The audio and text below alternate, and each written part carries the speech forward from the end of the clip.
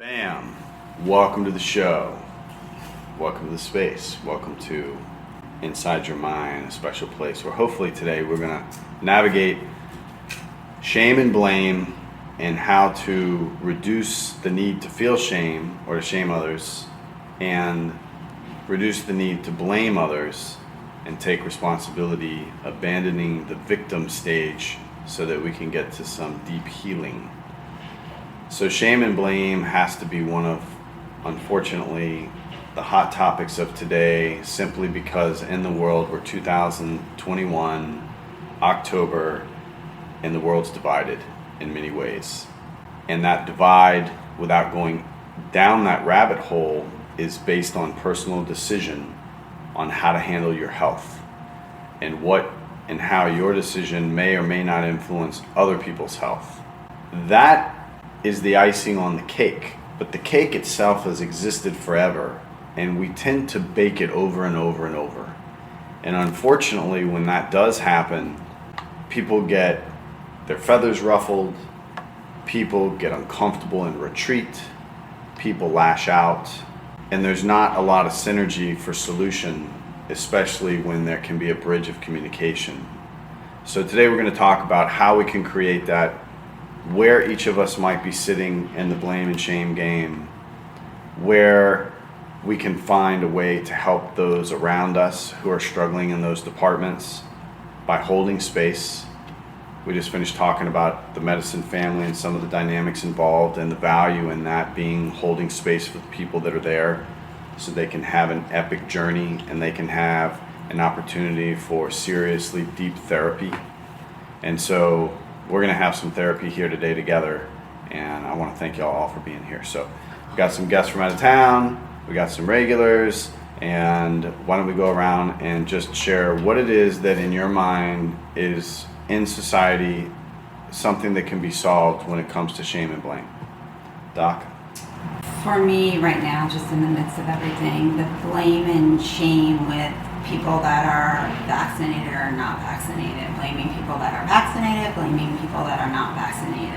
And so I think we could really just let people choose, and whatever they choose, just accept and let them make their choice and not judge and blame or shame people, especially moms that are trying to decide what is right for their children. What they need is unbiased information, and they need to feel comfortable making that decision themselves and not feel pressured one way or another. I think drug usage is important. That we need to big issues with that, and we need to understand that we all have a certain degree of those type of issues with drugs. You mean addiction? Yeah. Okay. So to be more tolerant of those in an addictive state? Yeah. Okay.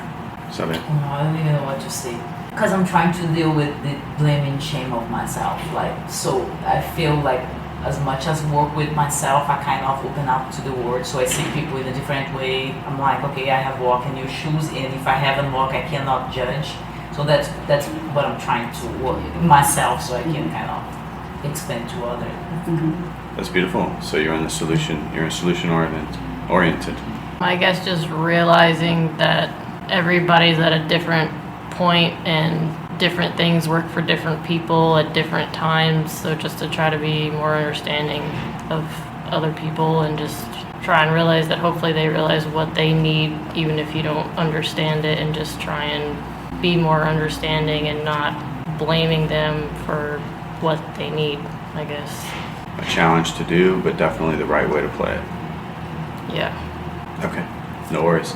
So let's do this real quick. Last time we did this, I thought it was valuable. I'm going to read a couple definitions of shame written by authors throughout history that can shed some light on the topic. So Burke writes, while shame keeps watch, virtue is not wholly extinguished from the heart, nor will moderation, but utterly exiled from the mind of tyrants. I don't think I read that perfectly, but that's okay. Let's see here. Seneca says, shame may restrain what law does not prohibit. That's a pretty deep statement. Right? So he's saying it has a place. And it does have a place. And we're going to go into that. So Charles Churchill says, those who fear not guilt, yet start at shame. Both of those speak to the conscious mind, like having a consciousness around things, yeah? So here Charles Churchill, those who fear not guilt, yet start at shame. So if you're not feeling guilty over something, which I think guilt is a useless word, actually shame is just seemingly a review of your actions if in fact they weren't at a higher order for service or to reach out an olive branch or something of that like. So Swift says, I never wonder to see men wicked, but I often wonder to see them not ashamed. Anybody extracting anything out of that? That's deep. These guys write on a deep level. Like, they really make you think, right? I never wonder to see men wicked, but I often wonder to see them not ashamed. So he wants them to show up. He wants them to be the men that they can be. And we hold each other in an esteem that promotes more of the possibility of your goodness than anything else. So Pope writes, honor and shame from no condition rise. Act well your part. They are all the honor lies. Yeah, so you have honor in how you act and how you function and who you are and what you do. And if you don't have good examples for that, then unfortunately you're going to learn that there's another way to do things that, unbeknownst to you, may in fact not be good for society or for relationships. And I think that we have that problem, a huge problem with that in life today. So let's talk about blame. Where does blame lie? Why do people blame people? They're hurt. Yes. And I think sometimes if you feel bad about yourself, it's easier to blame someone else because then it makes you feel better about yourself. I know it's so weird that that's the way. And so I think sometimes blame can be from a place of not feeling worthy or not feeling loved within yourself. Agreed. So when somebody is burdened to the max and they really can't take too much more without folding or falling inward and losing themselves, it's as if you're carrying a bag of rocks and people keep wanting to give you rocks or point out your rocks, making them heavier than they are. Instead of taking on those rocks, you tend to want to throw them toward the direction of the people that are in your mind attacking you, so you can blame them or blame somebody else, because it's a way of mentally releasing stress that you don't know how to handle. So if you're maxed out and you know you're maxed out, if you're in pain and you're living daily in a place of discomfort, that's the first awareness. And then the second awareness is, how do I reduce that? How do I filter that? How do I get relief? Where do I go? How do I act? What do I say? What's the solution for me to make more space in my life, or drop these rocks, or avoid these people that want to attack me and come to me and want me to feel this burden more than I need to, so that there's no holding of space for me, and instead it's the opposite. So you have to ask, what are the things in the last month or year that each of you have done, one or more, that has allowed you to find a solution or to create that space so that that burden doesn't make you fall down and not get up for a while? Anyone?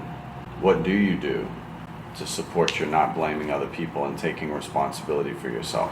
I don't really know if this applies 100%, but I know for myself in the past few weeks and few months, if something is there, to talk about it with the other person out loud and stop holding it in your mind. Yeah, not brushing it under the rug. Yeah, not shoving it, not stuffing it, but actually saying it and getting it out in the open, even if it's uncomfortable, but it helps it move forward and hopefully make progress. Hopefully, yeah. I think the first step is to bring the pink elephant in the room and introduce it. And the second is to learn the tools of communication to safely and supportively make that presentation so that the person is not defensive, and in fact open, so that you can both deflate it. Yeah. So yes, not avoiding is huge. For myself, it's like whenever I feel uncomfortable about someone else's actions or whatever, I trying to ask myself why I am so upset with that. Why sometimes it's not even the person. Why the person is upsetting me that much. So I ask myself, and usually I find in myself the problem, which it is not with the person, it is not with the action, it's with me. So I try to, once I figure that out, it's like, okay, now I know a little bit of myself, a little more. So it's kind of next step. Because usually it's not only I think you learn how to blame others. It's not, okay, I understand everything that you said, but in a sense, sometimes you learn how to blame others. Because since early age, people used to blame you, people used to judge you. So it's like a defensive mechanism, okay? So that's how it works. That's it. I'm gonna defend myself, blaming her. So I guess, and then it starts being like, it's a same thing, and it grows. Cycle. The same cycle, and then it grows, and then you're like just blaming others with no reason whatsoever and not asking why you're doing it. So once you go back to yourself, it's like, I understand that now, and then you kind of figure out yourself a little bit more. So in a sense, having a relationship with others, and sometimes the relationship is not good, it teaches you how you should be, and then you find yourself. It's kind of working for me sometimes. No, I think that's beautiful. Celia, that has to be at the top of the list. If the world's to change overnight, it's through self-evaluation and responsibility, so that lack of reaction in the moment has space. And that space can see the reality. And the reality is irrelevant to the external environment as long as the person has the tools to cultivate a difference inside. So that's it, right? That's good. It's good. Well, pretty much, it's pretty much the same thing as what Celia was saying. I tend not to react. I'm not a reactor, and then I try to process what's going on with me, and then communicate. So this is interesting, Marsha, because we've been working together a long time, so I know you fairly well, right? And there are people that don't like conflict, yeah? Me. Right, exactly. Yes, right. So women tend not to like conflict. Some do, however, on the whole, it's just better if we can avoid conflict. Most women, anyway. So, and some guys don't like conflict either. Some people thrive on conflict. And I think it's all dependent on what's the environment you grew up in, what's your personality, what is your archetype. All of these different things play into that. However, for those who do not like conflict, when it comes to not reacting, there is the higher order of the mind to process, and then there's the other one that spins. And it spins in a sense that you lose yourself, and you get stuck in that one conversation. That's you, okay. So it gets stuck in that one conversation, and then what happens is you're like, it's like a screw in wood. You're screwing yourself into a position, and everything else that's coming around, it just seems overwhelming because it's just whirling around the same anchored place, and nothing shifts, changes, and you can't set yourself free. And so there is the identification of that. What's the solution now that you can see that may be happening for you, right? So I came up with an analogy yesterday, and it's kind of the same, but it's like a bottle. If you go to put your lid on and it gets stuck, you have to go backwards so you can realign, and then go forwards. that's it. That is. That's beautiful. Thank you. So for me, what I've realized is a lot of when I lash out or I want to criticize, blame somebody for something, it's because I feel criticized and judged by that person. Even though that person may not be criticizing or judging me, that is my perception. And so really it's taken a lot of work for me to let go of self-criticism and judgment. And as I do that, and as I release the criticizing of myself and the judging of myself, then when I'm in a relationship with somebody else or in a communication, if they say something, I don't see it as criticizing me. I can see it as just like, they love me and they want to tell me something, and then I don't feel the need to blame or to judge or to be like, well, you did this and da da da da da da da. And so really, I think like you guys said, it started with really looking at myself and really working hard. And so I like to avoid and run. So in the moments when I walk away, now instead of doing that spinning in my mind, I start asking myself, well, why? Why do I feel like what is going on with me? It's not what they said. It's something, it's like, how can I see the value? What am I feeling? What is this emotion? How can I release it? Is it true? You know, and work from that place. And so that's really helped me, I think, just tremendously. Definitely. You know, I think we should talk also too, not just about blaming other people, we should talk about blaming ourselves. Because there's a lot, human nature, there's a lot of this self-destructive behavior or thinking. There's a lot of this hurting of the self. And I don't know if that's because the person doesn't want to be hurt or has been hurt by other people, or they don't want to hurt other people, so they do it to themselves. However, obviously love is the way. And self-love, the ability to recognize, at least hold space for other people so that they can find love for themselves, even if you're not extending in your mind, I don't have to love them, or, you know, all this sort of talks. But allowing everybody to come into themselves, so to speak. So blaming ourselves. How many of you, by a show of hands, blame yourself? Everybody. Okay. So how do we solve that problem? Because a lot of people out there struggle with this. You know, and what are the different things that you blame yourself for? Not being enough, not doing enough, not saying that at the right time, not... Give me some examples of what y'all have blamed yourself for over the years. All of the above. Okay. Okay, so... And I will get two more. And more. Saying too much. So how do we navigate blaming ourselves? What do we replace it with? How can we reframe it? So what I've been doing is that I'm not perfect, and everybody makes mistakes. Nobody is perfect, and I can learn from it, and I can let go of the blame and move on and do better the next time, and not keep beating myself up for it, because it's like punching myself in the face, and I'm not going to get anywhere keeping punching myself in the face. I'm only going to get somewhere by seeing how I can do it different and just loving myself. And so the more I love myself, the less I have those moments. But it's really about, for me, it was about letting go of being perfect, and that it's okay to make mistakes. And we all make mistakes. Yeah. I second that, because one night this week I woke up in the middle of the night. I remember I forgot to do something that was kind of important. And then I said, you know what? It's okay. You know, it's not that important. I'm not perfect. I'm only human, and I just let it go and I went back to sleep. So that was good for me. You know, That's a good thing. That was, yeah.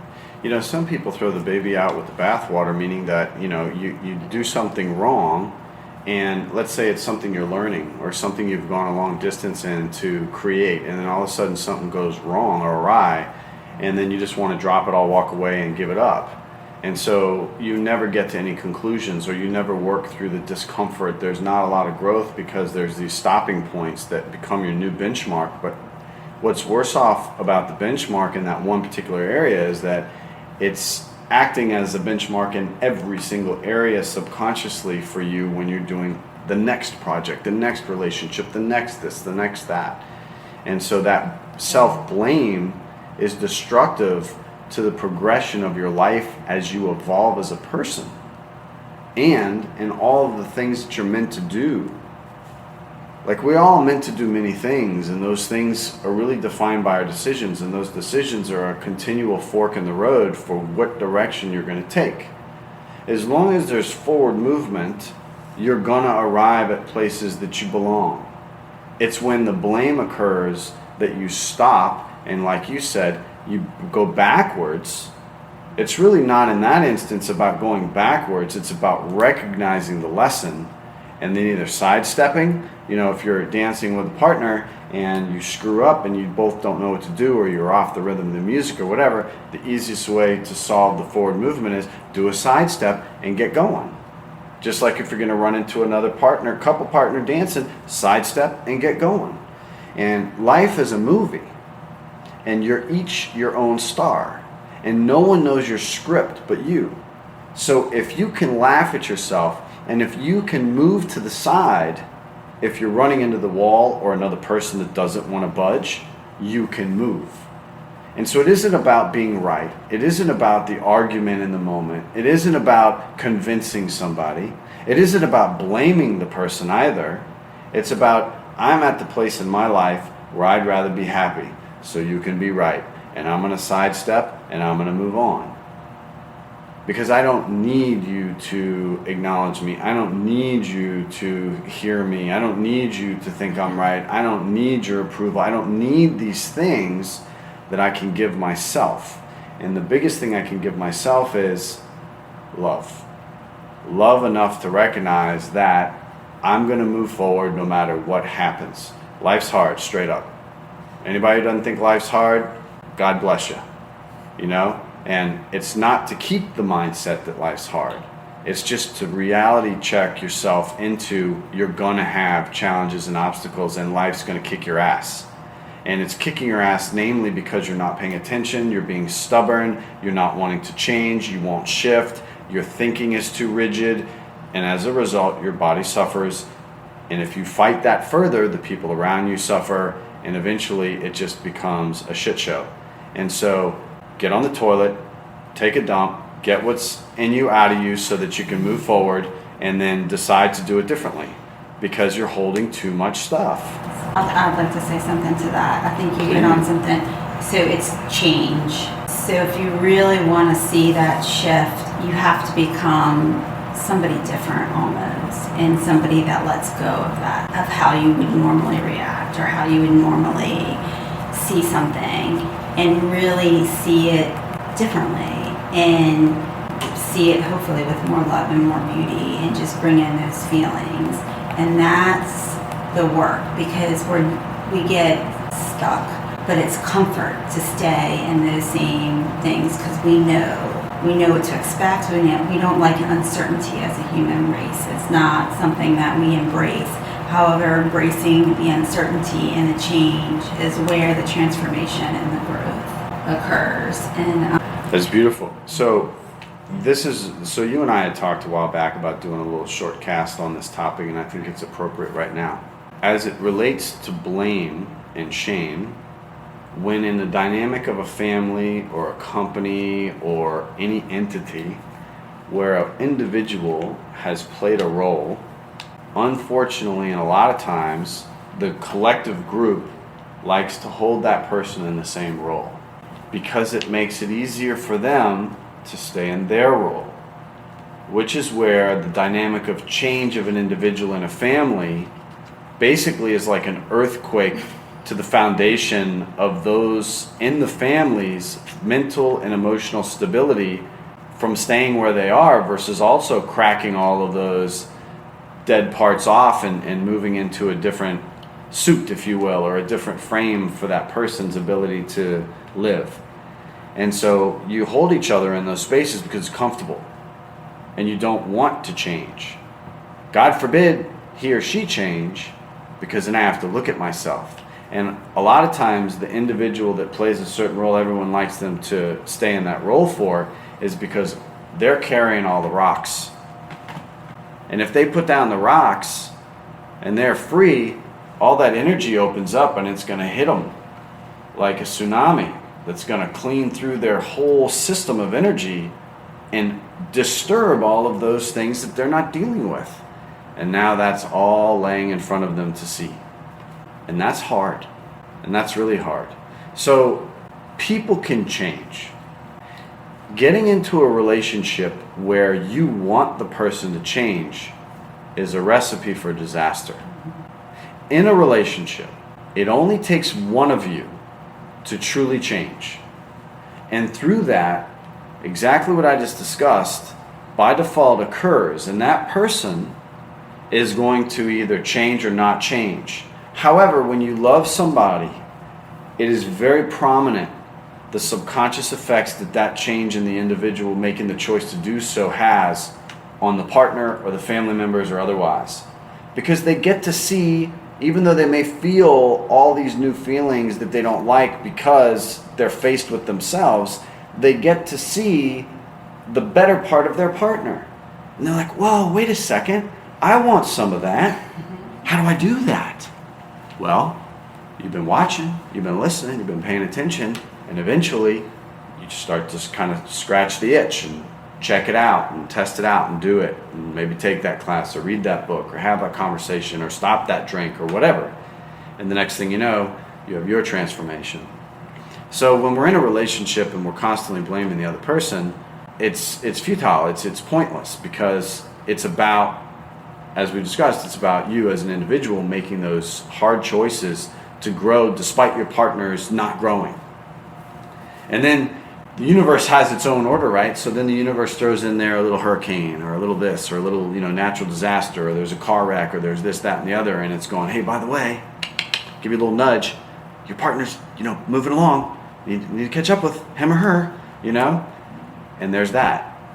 And so it's all a collective, because all we are is movement, all we are is energy, and all we are is this consciousness that our subconscious is locked away from until we can make the connection between the two, which is where the movement comes, because the consciousness is the mind, the subconsciousness is the physicality, and the two joining become a synergy for understanding of life, for presence, for awareness, for connection, for communication, because all things are communication.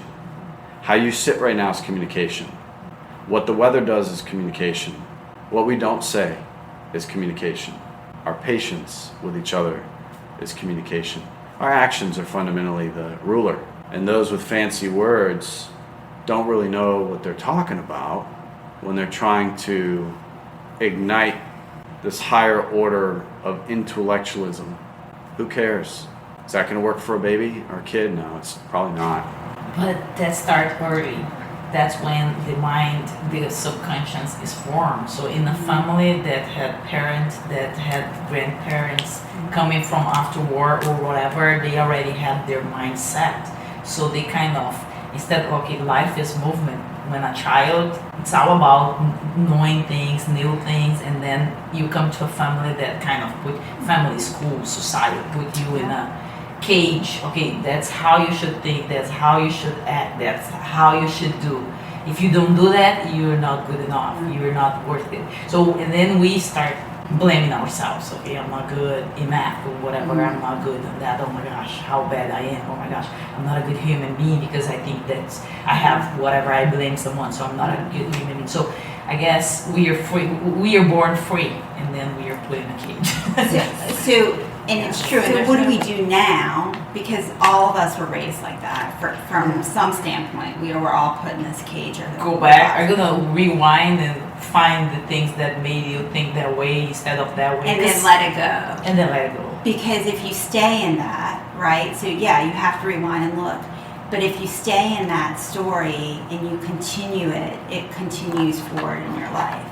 So the value is in. It's hard, first of all, to even recognize where it comes from, right? So you have to have that level of awareness to rewind. And then once you rewind, you don't want to sit in that forever, because if you sit in that, this is what my parents did, this is what it just perpetuates those same emotions. And in your subconscious, you dig that pattern deeper and deeper. It becomes, so there's this fine line, and Matthew may be able to talk to this, of seeing it, not stuffing it, not pushing it down, but really recognizing it, becoming aware of it, sitting with it, feeling it. Then you gotta let it go, because you can't hang on to that. Hanging on to that doesn't allow for a different pathway to form. If that makes sense. It does, but when you try to let go, you think you did, and then 10 minutes later you're acting exactly as you were doing before, and then it's like your body remembers it, and it's like, oh my gosh, I'm free of that because I know what's going on, and then you're doing it again and doing it again.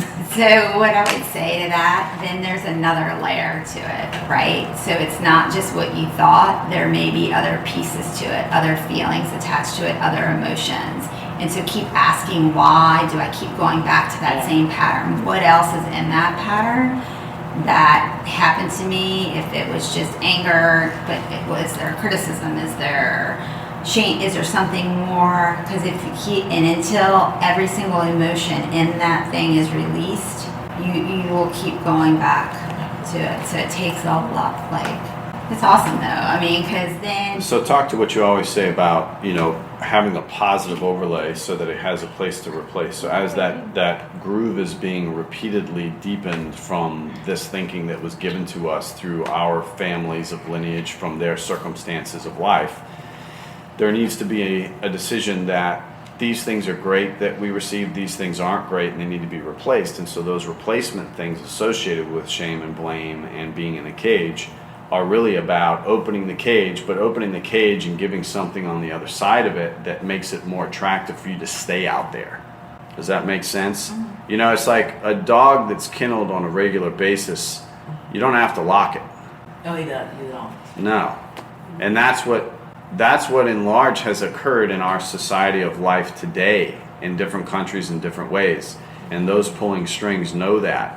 And so it has become a psychological warfare that's very easy for them, for those that aren't doing the self-work, the self-evaluation, self-responsibility, questioning everything, questioning beliefs, determining on a gut and visceral level if something's right or wrong. I mean, there's no gray area. This is black or white, right? Now, there's a gray area only in that you're making a decision to understand that this black area that I'm in of ignorance and lack of clarity is moving over here to this light where I can read properly the text and the print that's written in my heart. Does that make sense? So you're opening the darkness into something that affords you visibility. And I think that's a lot to do with this process of getting out of the cage and moving into a space where you can have what you decide. Now, you know, we each get a mom and a dad, and some people know them, some people don't. But there's a lot of fathers and mothers out there, or mentors and role models, that can afford you different patterns. And those patterns can replace the father or the mother's patterns. And when you open your cage, you say, I want that pattern. I want this one that I saw from that person, because I see how much joy and love it brings and success it creates and things like that. And I think that's the other side of the coin of recognizing that, yes, it's true.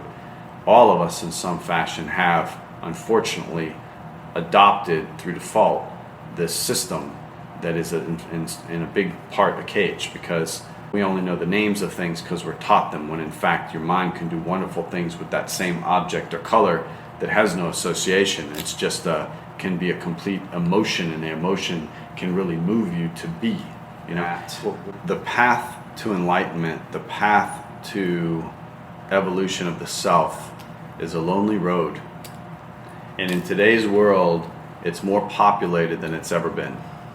However, for a period of time, one of you may make the decision to do that. And then through observation, the other one will make the decision to do that in a different area. And then eventually, you'll both get to a higher space, hopefully. And it may not happen in this lifetime. Let's just be honest. There are people in this lifetime, they're going out the same way they came in. That's it, period. And you can't sit and wait for them. You cannot. You leave the door open, mind you. You just don't stop, because that movement forward for yourself is what you're in this life for. You're in this life to learn, heal, love, be of service to yourself, the oxygen mask on first, and then after that, what's possible, you know? Because a lot of people that are service providers, they forget that they're their first person to serve. And I don't mean from a place of selfishness. I mean from a place of simple care, of basic health, of grounding, so that they're not taking their patients' problems, so that they're not hurting themselves, so they become a lesser version of possibility for helping the person that they went to serve to begin with. There's a lot of people out there to consider. The vision. So if you have a vision, so in those moments of when you're interacting with somebody and you're like, oh, this is the same pattern, I don't want to be there anymore, it's the same freaking thing, and you know it is starting, not necessarily maybe in that moment, but just every day in your meditation, and you spend some time, it's having a vision, like taking that interaction and envisioning how you want it to go, what you want to happen for yourself, not for the other person, for you in that moment, so that you have something to replace it with. So it goes back to what Matthew said. So you have this vision of how you want to be, and you feel that vision, and you see it, and you can see it play out, so that when it happens again, You can let go of that and you can start to envision your new vision. And then eventually it's just like learning how to read or learning a song. The more you practice it, even if you're not practicing it in real time, you're just practicing it in your mind, the more it becomes a habit and becomes a pattern in your subconscious mind. And then hopefully that new pattern will play out and let go of the old. It makes the old pattern easier to let go of. Thank you. Yeah. Thank you. Visualization is so important for me Yeah. that I know that helps me. Yeah, and with the vision, what I've learned is also bringing in the feeling, and I think I told you guys that yesterday. So it's not just the vision, it's because our emotions are the energy that we're creating. So it's bringing in the vision and then the emotion associated with that vision. And I'm telling you to envision good things. So the emotion of like joy, happiness, freedom, peace, you know, the vision of that, and then feeling like, oh, what does that feel like? Wow. And the more that happens, the more the mind is so cool, because the mind just always wants to be there for you. Like, it's not trying to harm us, it's trying to help us. And so it goes to what it knows, the patterns it knows to help us. Unfortunately, a lot of those patterns suck because they've been trained into us and they're not patterns we want. So all we need to do is give it something new, and then it'll just default to those new patterns that we want.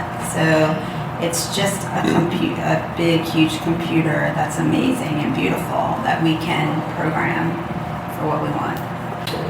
The brain and the mind does not stop. If you can bring yourself to a state of relaxation, however, something shifts where all of that cognition is quelled and you start to feel, but feel on a visceral level, where then all of a sudden there's this expanded awareness and sensation that allows you to, as a portal opens, access a higher reception of information that isn't calculated. It's just ported in. It's something to, like a knowing. It's just you receiving.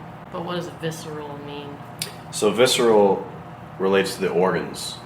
So on a guttural level. So everyone says, listen to your gut. Yeah. Well, your organs really need to be in place because your organs are a higher intelligence than anyone understands. And they're the function of your body. And they're the storehouse for everything that happens. We talk a lot about our tissues holding all our issues. And the memory of everything that we've resolved and not resolved being in our cellular memory. Well, our organs host everything. I mean, the spleen, that's stress. Do you remember when I was holding on your spleen and you felt it popping and moving? And then your liver, you know what I mean? And your gallbladder, all these things. All of these organs that we have are storehouses for our health.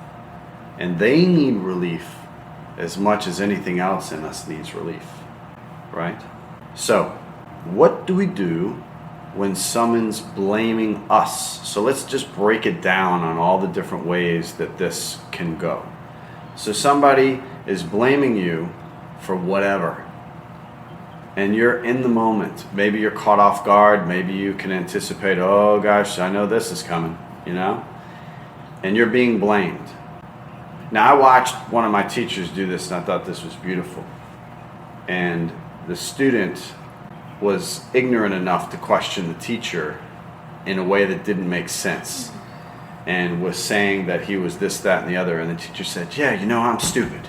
Like, he just basically took the energy and vacuumed it in, distilled all that out of the room, and then calmly went to re-explain exactly what was happening and why, which he was correct in doing the first time. However, this particular student had in his mind whatever was in his mind, and he couldn't hear it. So he took the attack and he absorbed it. He took the blame and he absorbed it. He grounded it out, and then he returned for the rest of the people in the room to explain things so that they weren't burdened by that insanity.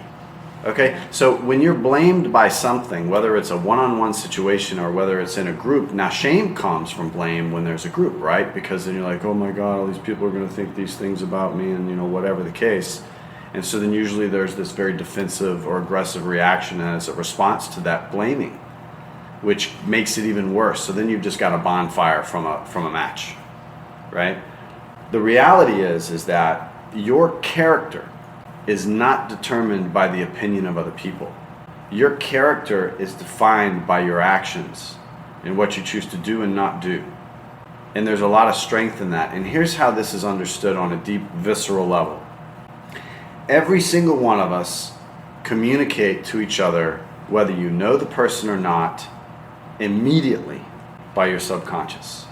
1000%. Your energy has the communication like your heart before you even see each other physically. However, your body, 100% or more, is second comes into contact with other people, has its own dialogue. That's why there's this big joke about when people date, they look good and all this, then they open their mouth and the whole thing's shot. Right? Because they say stupid stuff, because they don't know how to act or whatever. So the layers and levels, just like you were saying earlier, Celia, like the layers to this thing. Oh, I got it solved right now, but then like 10 minutes later I'm doing it again. Well, the layers also to understanding our communication are the same. Life is like a layered cake. Life is a staircase of steps, and each step has a ton of layers. I wrote a blog on that, and I think it explains it well. Steps to higher consciousness. The higher your consciousness, the depth of your awareness. Because you can only go as high as you've gone deep, which is why a foundation for a house that's tall has to be deep. Right? You have to dig deep into the process of learning the mind and self, society and communication and otherwise, in order to really grasp what the hell is going on. Because it's not surface. Like, we're not having a surface conversation ever. Well, actually, most people do. Because that's the only place they can stay, because they haven't done the excavation to understand the roots of things. And when you don't understand, you blame. And when you don't understand, you feel shame. Fear comes from the unknown. Nobody wants to feel fear. However, when you're feeling fear, you really, you just want to find a safe place. And if you don't feel safe, you blame those around you because you don't feel safe. So here we go, circling back to the whole vaccination conversation. Well, he or she got it or he or she didn't get it, and both are saying, well, I don't feel safe because they got it, I don't feel safe because they didn't get it. Right? And in reality, your responsibility for your immune system comes from your drive to find the knowledge to take care of yourself. Your decision to put toxins in, to take toxins out. Your environmental responsibility, both with people and what's around you, chemically and otherwise. And your mental clarity to either allow toxins to generate inside your mind or to clean it and clear it so that you can feel more grounded and whole and at peace. You brought up safety, and so I think in all of this, a fundamental part of us not feeling blame or shame is feeling safe. So many of us did not feel safe growing up for a variety of reasons, and then we have this world of all this crazy stuff going on right now. So if you watch it and you're part of it, it's like freaking scary. It's not safe at all. And so to really cultivate that safety within yourself, despite your history and what's going on in the world right now, is so invaluable, because from that safety, you will have no fear. You won't have anxiety. And then when you interact with somebody, if you feel safe, then you can interact from a place of love and not from a place of fear. And so I've really been thinking about the safety a lot lately, because when we started with all this stuff, I just wanted to avoid it because it scares me. And now it doesn't scare me as much because I've learned how to bring in safety regardless of what's going on in the world and to feel safe. And who taught me that is Bear. Because here's a little kid, right? And he just wants me to hug him, right? Like this big, climbs in my lap and cuddle at night as close as you can get. And it's because he wants to feel safe. And so then I was like, how does this feel to him? How can I feel this in me all the time? Without somebody hugging me And so it's really pointing out what's all beautiful and safe in the world and showing your mind that, like, instead of looking at all the negative, it's not that you're just ignoring it, you're choosing to look at what's safe so you can feel safe. And if each of us did that, right, this 8 or 9 billion people on the planet, we wouldn't have any wars, we wouldn't have any of this because all of us would feel safe. And there would be no conflict and no Well, that's fear. probably why they don't show it on the news. They just show you all the negative because they only want show you the to fear. feel bad. They only show the fear, right? And so I would encourage you guys to really look at what safety means to you in a feeling and in a physical and an emotional and every sense.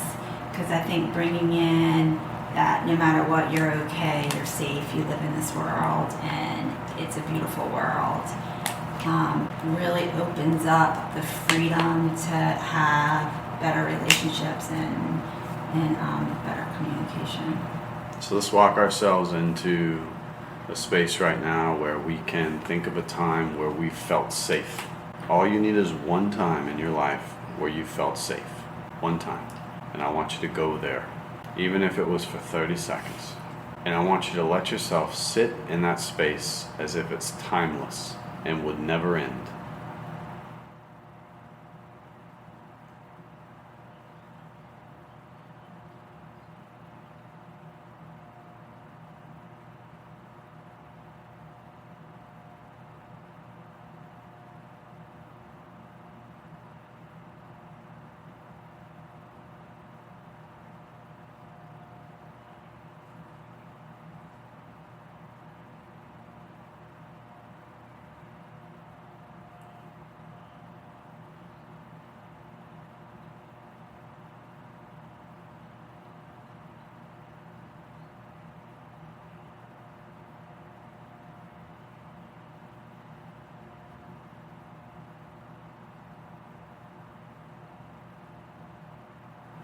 So I want you to remember this feeling for the next time that you're in a situation where you don't feel safe. And you could potentially go to this feeling when you wake up and when you go to bed and throughout the day until it becomes a ritualistic pattern that just with the thought of it alone would embody you completely with that feeling of safety. So for as many times as you're challenged for whatever's going on in your life that you don't feel safe, you can go to that space and you can bring it in. That's the opening of the cage. That is the opposite side of that paradigm that can be adopted and used regularly until it becomes your way of being. It takes efforting, it takes conscious awareness and work. So I want to talk about, for those of us that have shame over anything particular, the two requirements for you to move past and out of shame. The first is having a space held for you, whether it's for yourself if you're going to talk it out loud or with a loved one that can not judge you and simply be there for you to communicate without any feedback of any kind. Just their presence and possibly embrace. So the first requirement would be that. And the second requirement would be to forego shame. It has to be verbally communicated because you're taking something internal that was an action of the past that you're shameful of, and you're putting it out there like an open wounded heart to be seen. And for that person to observe it without judging it allows it to be healed, like the body getting sun, for your vitamin D to help you feel healthy and build your melanin and make the body whole. And so is the internal part of you needing of the same thing, to air your dirty laundry, if you will, and not to be held in that space for life because of a mistake of your past, to be honored for your bravery to put it out there to the world so that you can do a better job, and for that to be accepted and forgiven and allowed, that you're human and not perfect. And so then you can move forward and create a different version of yourself without shame. The blame is what keeps the shame intact. And the blame is the lack of self-responsibility that wants everyone to stay in their space.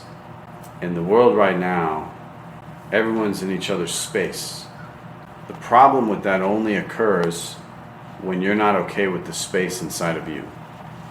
which means you need the opportunity to share that space internally, safely, and have other people around you that know what to do, and more importantly, what not to do.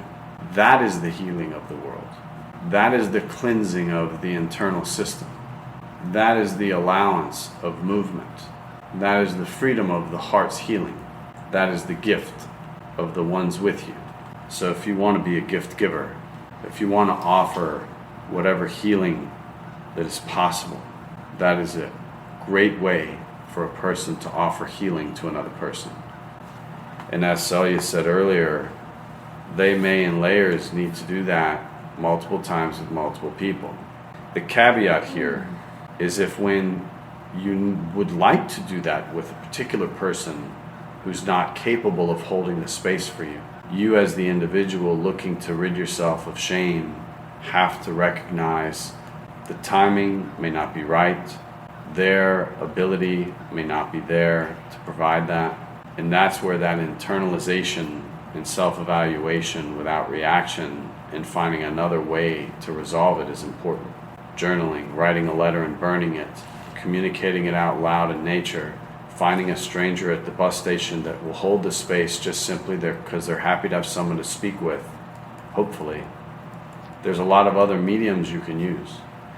Trying to find resolution with a parent who's not capable of offering you that resolution, you will find another male or female of a similar age that can act as a pseudo parent, a step in, a staged processing that can give you the same relief that you may not get with your actual biological parents, or if they're passed away, or if you just don't ever want to see them again for whatever your traumas are. However, that healing is very helpful for you as an individual. We talked about, and I think I want to conclude with this as super important to understand for all people in the world. Each of us have inherited good and bad from our families. What was done to you that you didn't like, if you do not resolve it, if you do not find peace in another way to provide that same caring or rearing that's not hurtful, that's not tearing you down, that is of a higher road, and a high road is a harder road, and that higher road isn't with as many people. And so the high road of evolution for families is choosing to do it differently than your parents did in the ways that weren't right, and not blaming them or feeling shame that it was done or that you fought back, because all of those things have to be resolved in order to free yourself to do it differently with your children. Our parents did the best they could with the circumstances they had, with the hurts and pains that they had from their parents and then their parents and so forth and so on. Their circumstances were different than our circumstances. We know what we want, and the only way we're going to give it to ourselves in the healing of raising a new family is to give it to those people in the family as if you were giving it to yourself. Because when you have a child, it's an extension of you. Quite literally, they are your soul's energy reformed. It is the most sacred thing on the planet. And those children will make you laugh and they'll make you cry. You can not control all of the things that will be in their path. All you can do is prepare them like the well-crafted arrow that's placed in your bow, notched and sent afar. And where it lands, the universe will support. And from there, it's their world. And you become a sanctuary for when they need you. Other than that, you want to create the relationship such that they want to come back, or they want to communicate, or they want to share what's happening in their life because they're just excited for the relationship and love that you have cultivated. And so to cultivate that in a child, it first has to be cultivated in you. Because before there's a relationship with another mate that can create a child, whatever you bring to the table is going to make it easier or harder for you collectively to then take the next layer of complicated and rather complex scenarios to adjust and fit into each other's worlds for the betterment of the child that you're going to create. And so, because one person has done it their whole life one way doesn't make it right. And because one person has done it a certain way doesn't make it wrong. And you have to pick and choose, because the right over here is wrong right now, but that right will be right later on. And it's a timing thing. It's an appropriate thing. It's a discernment thing. And most importantly, it's a contextual thing. So nothing is painted as a broad stroke that applies everywhere. However, it does apply in the right context at the right time. And both parents have to have the wherewithal to discern that. And where the parents can't find those answers together, they need to seek and find them together with other help. And that's what wise people do. And so for the future of all this planet, of all the children that will come, that are here now, not only is it important as individuals to do this work so that we can support our own bloodlines, it's important so we can import this into all bloodlines we have the opportunity to influence. If by no other means than an inspiration alone of how you choose to be. It's easy to be a bad person. It's easy to hurt people. It's very challenging to actually take the time to do the right thing, make the hard choice, to be a good person. It's a way of being, and it's how you're raised in some parts of this. And so we have to raise ourselves. We have to raise ourselves up. And we have to raise each other up, at least with some encouragement, or not blaming or shaming, and allowing and seeing. You know, if you ever had a child come to you and express their wrongdoings, and you just allow their communication, I understand, with no judgment, there's all this illuminated light that comes out of this child that's like, wow, this is what it feels like to be free and be real. And of course I don't want to do that again. That's why I told you to begin with. It's amazing. So if we could all just listen to each other, which I think has been a common conversation, or at least brought up amongst all of these divisive and dividing tactics that have been employed on us as a society, really at the baseline, if there's listening on both sides without anything else, everyone can make their own decisions, and at least the people who got to speak would be heard, and all of that energy could be calmed. And that alone would solve probably 70% or greater of the issue itself. You know, there has to be self-responsibility. And where you blame other people, you're stuck, you're lost, you're a victim, and you're not helping society, and you're certainly not giving yourself the opportunity to grow. However, if you have something that you want to say, I hope that it falls on ears that are open and a mind as well, with a heart that's pure, so that you can actually get what's in out and feel better about it. I don't blame you for being angry, because there's a lot to be angry about. What I will say though is, every day life's a battle, life's a fight. It's not the best analogy for women to hear that. However, for a man, it's a reality.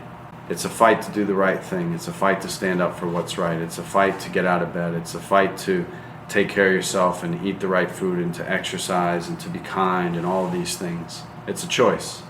It's an attitude. It's a way of being. And where we can allow ourselves to be disciplined, we'll stay the course for the long term. Whereas if you're motivated to be a better person, I encourage you to develop better habits that you're disciplined with, because it will last the long term, because your motivation will wax and wane, just like the moon. However, your discipline and choice of how you want to live will support you, and you'll change without realizing it, and for the better with good habits. And people around you will notice it. And you'll notice it only because you'll see other people change, and unbeknownst to you is because you made those decisions to be disciplined, to be a better person, so that the whole can benefit from your actions, where you didn't set out to change a thing.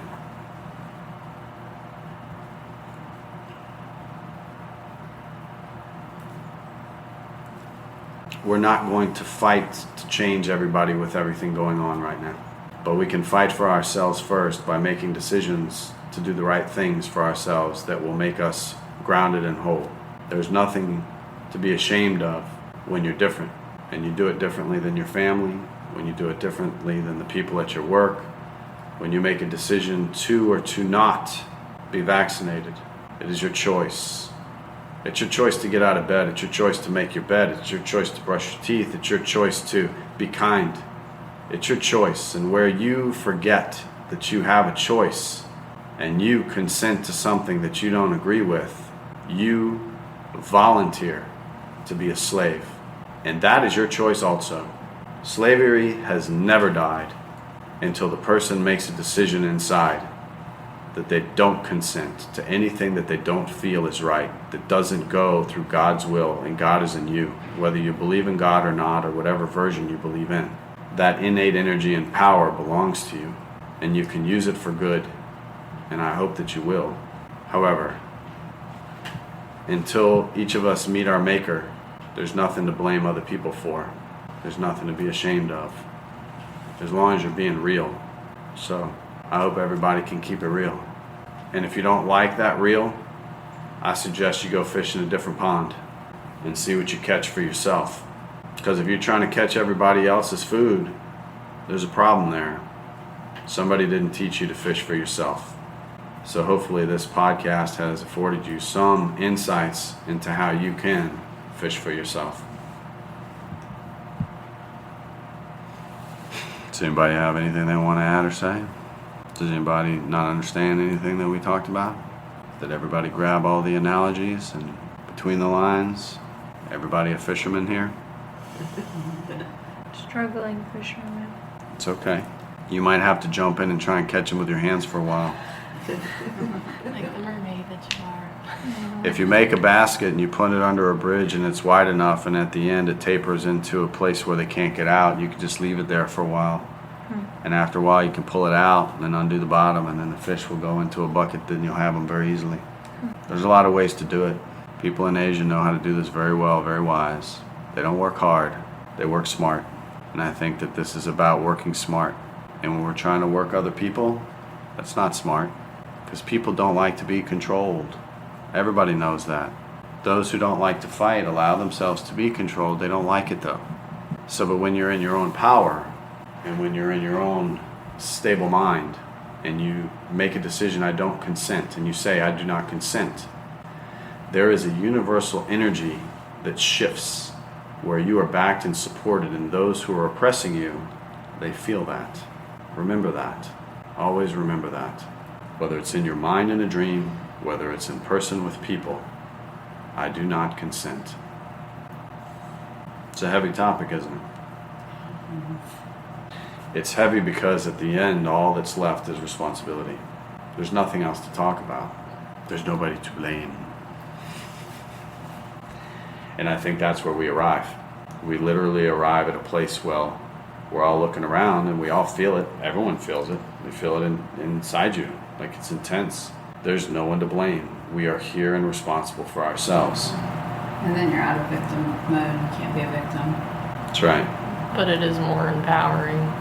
Yes, it is. Yeah. When you can stand and live with people who are all self-empowered, you can move mountains. Your presence alone, with one voice or all as a collective voice, will literally, energetically sweep through the subconscious of all the people present.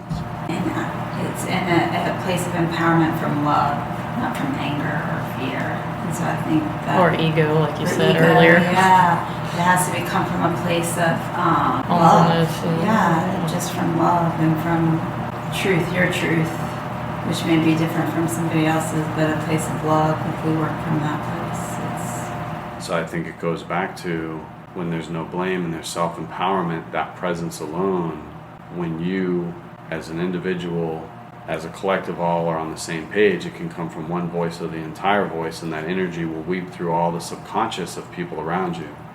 The subconscious is the body, it is the programmed, it is not the conscious. And you sometimes can't reach the conscious unless you reach through the subconscious. And the problem is that people are not as conscious as you would believe. They're not as aware or well-informed as you would believe, because they believe the basic, they believe the mundane, they believe what's given, they believe what's there. They're not necessarily digging deeper and questioning on both sides. And so this is about the self-empowerment. This isn't necessarily about love. The love is for you. Yes, it is very powerful, but the love is for you. So your message, when it stands in truth, is not about whether you love the person or don't love the person. You love yourself enough to stand in your empowered state where you don't consent to things that are wrong, and wrong universally, independent of beliefs, based on life's principles, universal principles. You're not attacking or aggressing. You're not trying to change other people. It goes back to in the relationship, when the person does the work, the other person changes by default. When you don't bend, when you don't move from your position, you have that opportunity to support other people by default, because they end up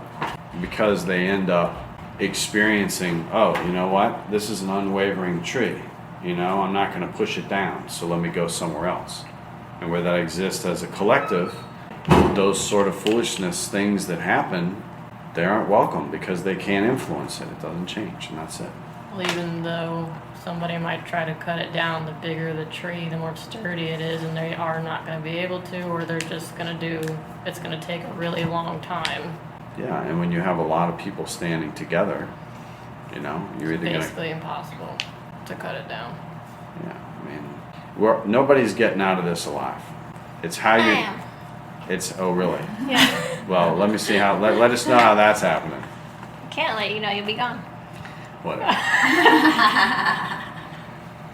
We all get a chance to come back. However, none of us are getting Okay, out well, of I'll this tell you alive. when you come back. Yeah, whatever. She waits till the end to say anything. This is what she goes over with. All of it. That's funny. Well, you might make it 150, and I hope you do. 250 would be better. 300 maybe. I'll live longer than that. Listen, I'm millions of years old, so I'm over it. You don't know that your soul's older than my soul. I don't know that what? That your soul's older than my soul. Is my soul older than your soul? I don't know. Maybe your soul's older. That's what I'm saying. It just keeps coming back because nobody gets out alive.